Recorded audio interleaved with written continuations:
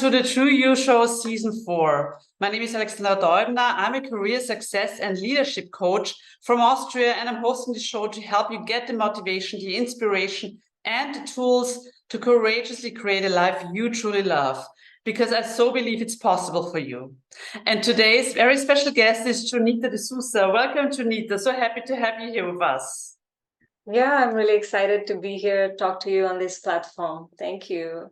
Yeah, wonderful. We have the Austria-India connection today, so I love how we actually move around the world with this summit that is really dear to me. So we inspire the world. I love that.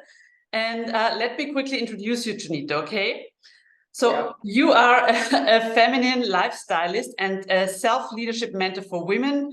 You teach emotional intelligence to busy women so that they can be busy and still feel sensual in their bodies. I love that.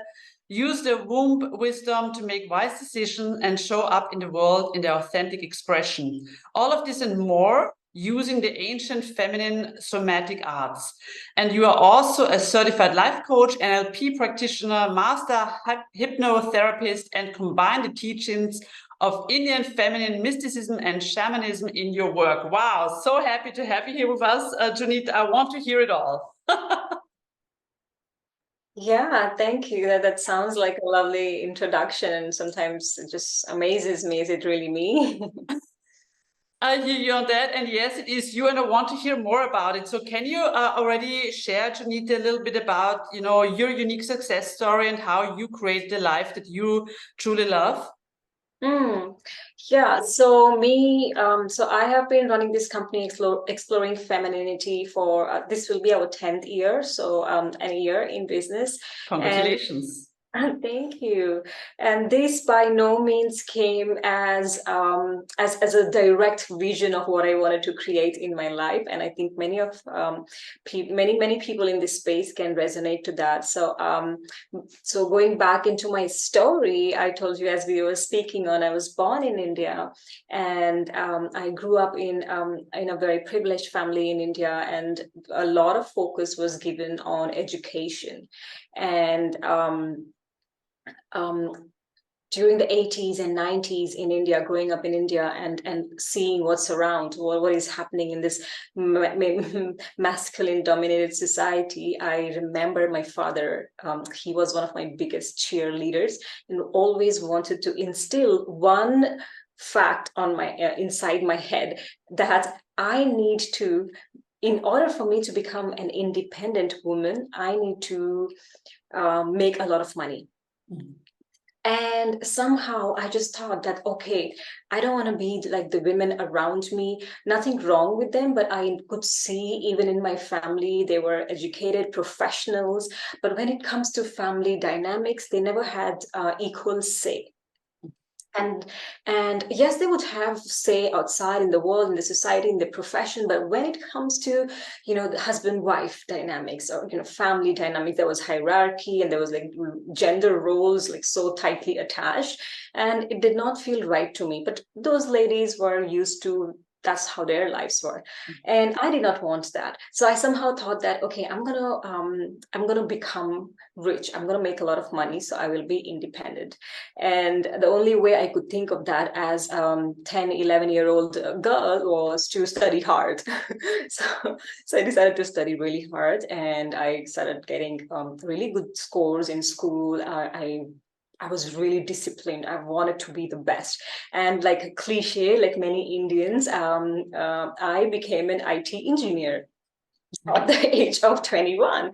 So, and that was like dream come true. Okay, I'm 21. I'm in a corporate IT company, and now I'm going to be making money.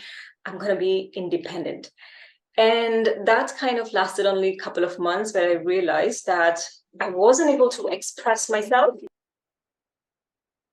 And I wasn't able to feel comfortable in that very stressful environment. The IT engineers, you have to really do all those codings and all the left brainer things, which I love, but it goes on for 16-18 hours sometimes, depending on projects. It was very demanding and very competitive, and I was seen as this new young girl in the team. She doesn't know anything after all, right? So I never thought that my presence mattered, my values and opinions matter in the team discussions and stuff. So I was kind of feeling like I don't know how to express myself. And this is definitely not the feeling of independence, even though I take a good salary out.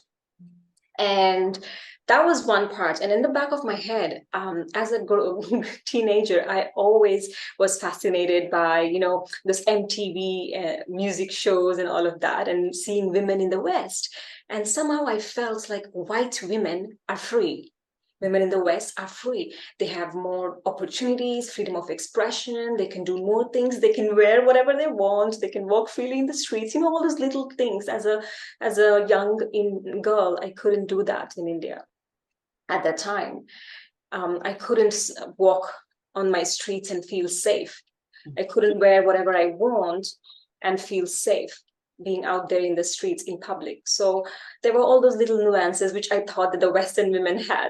And somehow I thought that, okay, I am here at this age, I don't feel independent, and I must do something. And soon I had this opportunity to go to London.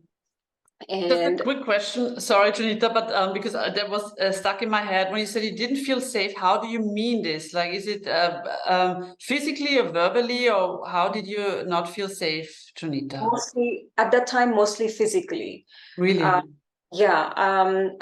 It's just a culture where, you know, if you wear something that is like out of the ordinary, or you just dress up very well, then there are all eyes on you. And it did not make me comfortable. Like, everyone is staring at you like, oh, that girl. And so and as a teenager, I had a couple of experiences being in the crowded market, and I was groped, you know, and you know, the person just walks away and you are just left in this trauma inside your body, right? So it did not feel like independence, or I did not feel like an independent woman, even though I had the financial side secured. So when I got the opportunity to move to London, I thought, that's it. Now I'm going to be independent. So I moved to London, and then I got a job there, and I loved exploring everything, the life there, how women lived, and you know, it was totally different lifestyle. And I was very much appreciated in that environment, and then I started mixing with other ladies there, my colleagues, and we would have those weekends or those evening drink parties and stuff where they would start opening up and share with me the pressure that they have been having since a teenager to always, you know, look refined and fresh and polished and good in order to be taken seriously in schools, in social circles, in the new jobs, to be promoted in terms of their in front of their partners. Like, it was always about presenting yourself as this sorted woman. And they were feeling the pressure, and I felt like they are not really free too, and they're not really free. So it kind of opened my eyes that it wasn't about being in the East or West. Like, women have their own challenges, and it's not what it is on the face value. So I was kind of navigating that, and I felt very angry because I also caught myself in that race that, all right, now I'm doing the beautiful and the sexy, and I'm tired of it too, and I'm not feeling free or independent. And it was that time, and this was 2007, when my father in India passed away. And it felt like, you know, I lost a lot of enthusiasm for life, and I went into a very depressive state. I would say dark night moments. It lasted for a long time then, and soon my enthusiasm for life was deteriorating. I did not know how to process grief. I was angry at God for not showing me what really independence means, and I felt like I was not even living up to what my father had taught me to, or asked me to pursue. And plus, he just dies all of a sudden. And so my skin began to deteriorate. I started encountering a disease called psoriasis. It's a typical skin condition, and it was spreading all over. I was on high steroids. I was doing all blood tests. It wasn't helping, and I was really angry inside. I didn't want to go back to India because I did not want to see a life without my father. I did not know how to look beautiful and do the beautiful anymore, being in the West. So it was a very confusing stage in my life. And one of those moments, I was scrolling down Facebook and I saw an ad for Essence workshop, which was, I think, around £20 ticket. And I decided to just give it a try, because I've been trying everything and nothing was working for me. And I went to this Essence workshop with a mindset that it seems too woo-woo, so I'm going to pay, and I'll sit by the door and I'll see what this lady has to say. And if it's too metaphysical or woo-woo, I'm just going to run away, because I can't be bothered, because I'm angry at God right now. Okay, so just give me what it takes. And I went there, I sat by the door, and for the entire 2 hours, I just cried and cried and cried. I did not leave. And the very first time in my life, I was surrounded by women who held my hand on both sides. And they, unlike all the previous times, they did not ask me, don't cry, it's going to be okay. Instead, they were like, you're allowed to express. We see you. And the more they were saying, we see you, the more I was crying and crying. And I started to cry because the lady, the teacher in the workshop, said that the most powerful gift you can give to another person is to show them what their essence is. And that's when I started to cry, because I did not understand what my essence is. Like, what is my essence? What is this even word meaning? Like, right? So that was the start of this journey for me. I decided to then learn from that teacher, and throughout in a couple of years' time, it just went into learning and then practicing, and then eventually leading to leading circles. And here we are exploring femininity. I love that. I love that. So it was a process, right? And when we think about, like, I'm sure there are people in our audience who also are quite unclear what they actually want to do with their lives, right? What general advice do you have for them, Jonita? What advice, general advice? So specifically, I would say, if you are a woman, one of the most important advice I can right now give you is to start unfiltering your feelings. And this is where you really begin. This is where I began. I realized how much I was editing my feelings. And once again, this has become so common for us that we don't even know that we are doing it. And it is also because we are not taught how to even feel our feelings. The moment we feel like a voice telling us something, we just go, let's do this mental practice, let's go eat something, let's watch Netflix. Like, we are always trying to do something with the feelings. And the moment when we start to do something with the feelings, then it becomes a thinking of the feeling and not the feeling of the feeling. So important. Yeah. So that, I think that's the foundation. And when you start unfiltering your feelings and even just making a note of it on a regular basis, you will realize that so much of you is unfulfilled, and so much of you is okay to even feel. Yeah, I love that. And it has nothing really to do with the subject as such, and so much at the same time, because what you probably don't know about me, Jonita, is that I used to work in a hospice as a volunteer. So I'm also a grief and kind of death counselor. So I help people who are dying and those who are left behind. And I love the story that you shared before about, the women being there for you, because that's part of my essence. I would say I always thought, not to leave anyone alone if they don't want to be alone. And particularly, I think if somebody is dying, or, like, it's traumatic, and there's such a big taboo in our society, right? That people don't know how to react. And so we get to hide, right? Because we also don't want to disturb others with our emotions. And then we're totally caught in, being inauthentic and not our true selves, right? And it also makes this distance. It brings this distance to others. So I love your story, Jonita, of these women. I still have this picture in my head, yeah, although I wasn't there. But so I think that's so powerful when we actually work together and we support each other, right? And so that's why I also love that you talked about feeling our feelings, right? And allowing everyone listening and everyone else, right, to actually express their feelings and just sit with that. You're muted, dear.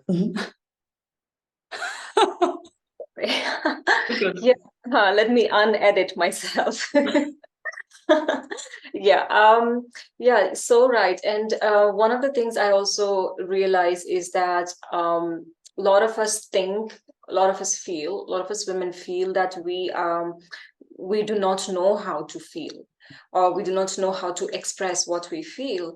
And learning or thinking about expressing how we feel is a very outward journey. It's a masculine aspect of this emotion, this feeling itself.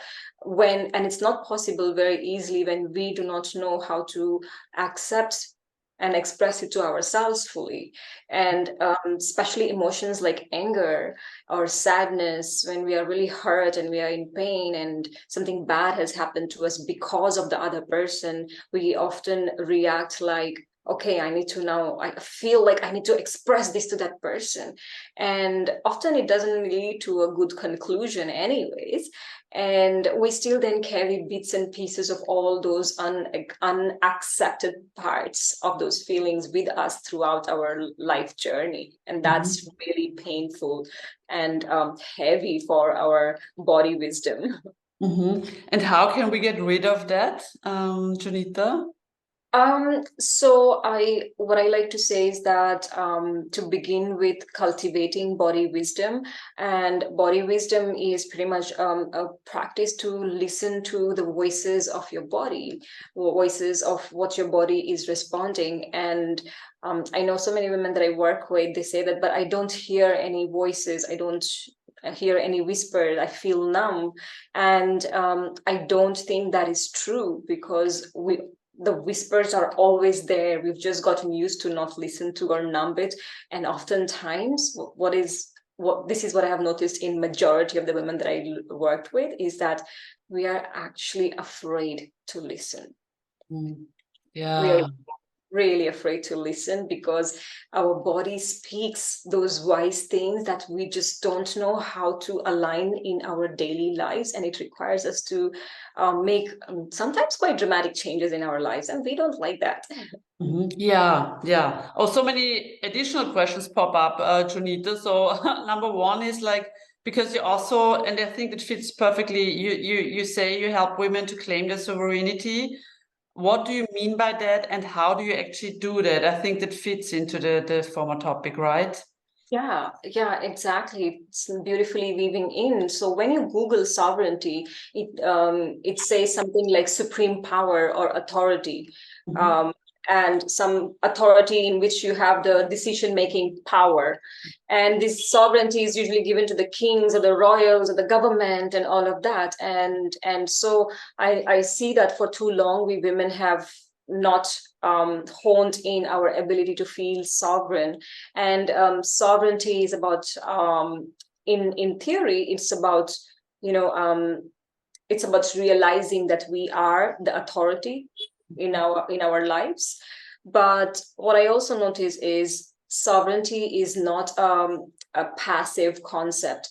You cannot be going through life and saying like, yeah, I'm sovereign, I am the authority, but not exercising that personal power. So it's not just about knowing that you are the authority and you are the supreme power or you are the creator. Sovereignty is only experienced when you exercise your personal power, and it requires you to first bring home those broken parts of yourself, or those parts of yourself that you feel like are unworthy or hurt or in pain. You bring those pieces back to yourself, and from there you lead your life in your personal power. For me, that's sovereignty. Is that also what you mean by masculine healing? Masculine healing is a whole new topic, in the sense that what I'm seeing a lot of women coming into my world specifically are usually busy, overworked, burnt out. So we have been really good in using our masculine energies, like really, really good. We just know how to focus and do it and get things done. Like some of us women have, done much better than many men regarding their masculine energy. And it's something that we just know. And we are also seeing the results of it, that it has really, really damaged our adrenals, literally, that our body is numb and stressed out and anxious all the time. So what I see is women feeling hyper masculine, and then they go to feeling and exploring their femininity, and then they start exploring their femininity, and they learn different principles of creation and all of that. But what happens is that we are still looking at the masculine energy from a feeling of like terror, like, oh my God, that killed me, that destroyed me. So I don't want to look at it right now. But what happens is that you cannot exercise self-leadership if we do not truly understand our inner masculine. And I feel that a lot of us are hurt, wounded in their masculine energy. And the masculine energy is the principle of pretty much doing, focusing, discipline, getting things done. But this kind of wounding exists in all of us, and I think it's primary for women to first explore their feminine, because that's coming naturally. That's the major principle in our body. But then after we feel that we have an understanding of our feminine essence, then we start working with our masculine essence and see, now how can I retreat my wounded part of this masculine? And I like to say that we need to learn to create masculine structures to support feminine desires. And when we are too much in the feminine, we get so many ideas and we get so creative, but we don't get things done. And it's so easy. I know that I've been there so many times. So we really need to go back to this piece. But one cannot just go back to this healing masculine piece if you're a woman, if you haven't worked with your feminine first. And then when you say you would like to have some masculine structures, what do you mean by that? Does it mean we are feminine, but we also are focused and we have, some organizational stuff in place, etc., that we get stuff done? Yes, a couple of very strong principle of the Shiva energy, of the masculine energy, is integrity and certainty. And these are two very strong masculine principles that we need to hone inside rather than going into the doing, the focus, the getting things done, the discipline. So when we begin to start living our lives through our feminine, embodying our feminine, it is also important to start looking into where in our lives we are not in integrity with our own selves.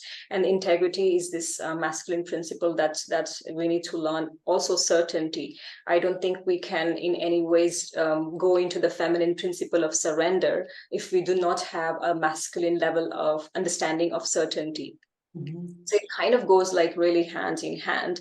And as again I said that we women like to create, and birth. So I get so many ideas and I hardly get 10% of it done. And it used to be the case before and used to annoy me because my ideas book used to grow. And then I got annoyed whenever I will have a new idea, because I know like, oh my God, another new one. How can I get all these things done? So we don't get it done because we somehow, somewhere do not trust our masculine to help us get it done. So it's a very fine line that we need to find for ourselves.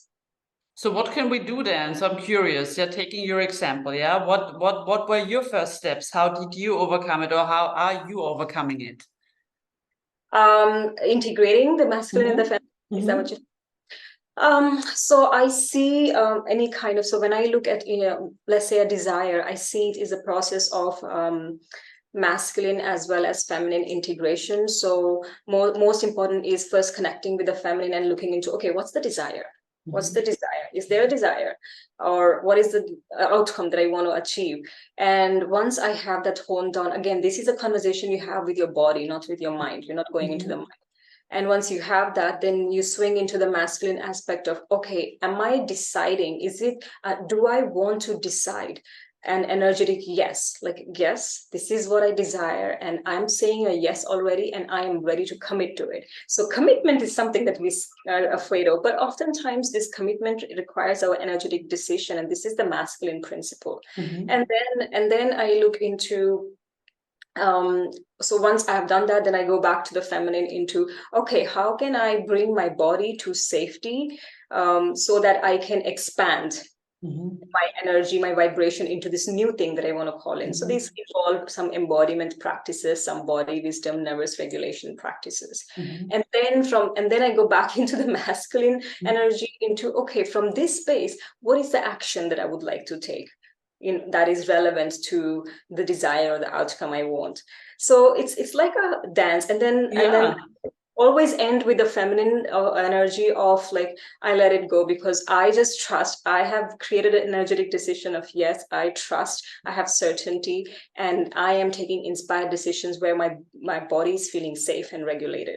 So I'm ready for this. So that's how I do it in my personal life. I love the Jonita, and just because I'm sure we also have some male audience, would it be the other way around for men then, that they tune in also into the feminine? Do you know, or is it like, yeah? Yes, it will be the same way around, because these are again energies that we are talking about, and it exists in both men and women, and and this is very easy. This comes much more easier for men. Because they can focus. They can focus for really long. So when they use this principle and they go into action, then they can go into it with value-based approach. Okay. Right. Okay, how interesting. And I mean, I'm just looking at the time because we talked before, right? Like, we could talk for hours. We still have a few minutes, but I have so many questions. But one of the most urgent ones, I would say, for busy people, busy women, right? What kind of rituals do you find helpful for a busy woman? Because you said you work with them, right? So what would support them? Because also in my audience, there are many busy people, right? So what would support them the most? What I like to say is that if you're busy, then you have to have a practice to connect with your body wisdom, as I've been talking about. It's just so important. That's because in our stressed out life and our adrenals are always at its peak, we really need to learn how to regulate ourselves so that we are kind to ourselves and people around us. So what I notice is that having time, which is, let it say, even 5 minutes, between 5 to 10 minutes at least on a given day, to connect with your body wisdom. And body wisdom practices could be, I personally teach the elements of Taoism and Tantra. So it is the elixir of sound, touch, breath, movement. So when you use these 4 elements and give yourself a 5 minutes ritual, so it could be just sometimes lying down, it could be sometimes putting out, I have my morning playlist and I just put that, and I just do it based on my mood. Based on my mood, I have different kind of playlists, and I just play one song on a busy day, play one song, and I hold myself, I breathe as I want to breathe, I touch, I move, I let myself be for that 5 minutes, and then I know, okay, I've given to myself, now I can give to the day. And this is just one of the basic body rituals that you can do. And what really works is to have your different playlists, because what I've noticed, what I know is that we women are cyclic, and having just one routine, one ritual throughout the month just does not really work often. The feminine is chaotic, the feminine is all over the place. She doesn't like confinement and strict routines. So that's why I like to usually, we all know our patterns. How do we feel when we wake up? Choose up to 3 emotions and then create the playlist, and then give yourself this body wisdom moment and just listen. There is no need for you to think what to do with this or what not to do, what is going to be the outcome, am I going to heal myself or not. There is the only intention is just presence and listen to your body. Oh, I love that. I love that. And before we come to the free gift, Jonita, is there any question that you would like to answer right now? I think we've covered a lot. I think I feel okay. How about you? Yeah, I'm fine. Like I have many more questions that I could ask you, but I think we covered a lot. So then let us come to your free gift, Jonita. Yeah, so I want to share this gift, and it's for women. My work is predominantly with women. So, apologies to the men if they're watching. The gift is called Sensualize Your Womb, and this is a 7 days free ritual series. So again, I'm teaching 7 5-minute rituals that will help you connect with your body wisdom, your womb wisdom. So it kind of goes in the flow of our conversation. Perfectly. Yeah. Thank you so much. It really sounds super interesting. I will definitely download it as well, Jonita. And yeah, thank you so much for being here and for this wonderful interview. I'm so happy that we got to talk, and thank you for creating such a space for all of us to come together and be unfiltered. Thank you very much. Yeah, it was my pleasure, honestly. And I love again how we connect, all over the world. And if you ever come to Vienna, let me know, Jonita. Okay. Definitely. Wonderful. And I wish each and every one of our listeners and people who watched you today, I wish you all a wonderful day. I hope you got a lot out of it. Trust yourself. Listen if you want. Of course, re-listen to what Jonita shared with you. Taking good care of yourself, I think, is so important. And there's so many important nuggets in there. If you have any questions, never hesitate to reach out. And I wish each and every one of you an amazing day. Don't forget to follow your True You and come back tomorrow for another episode of the True You Show. All the best. And thanks again so much, Jonita. Have an amazing day. You too. Thank you so Thank much. you. Thank you. Bye-bye. Bye.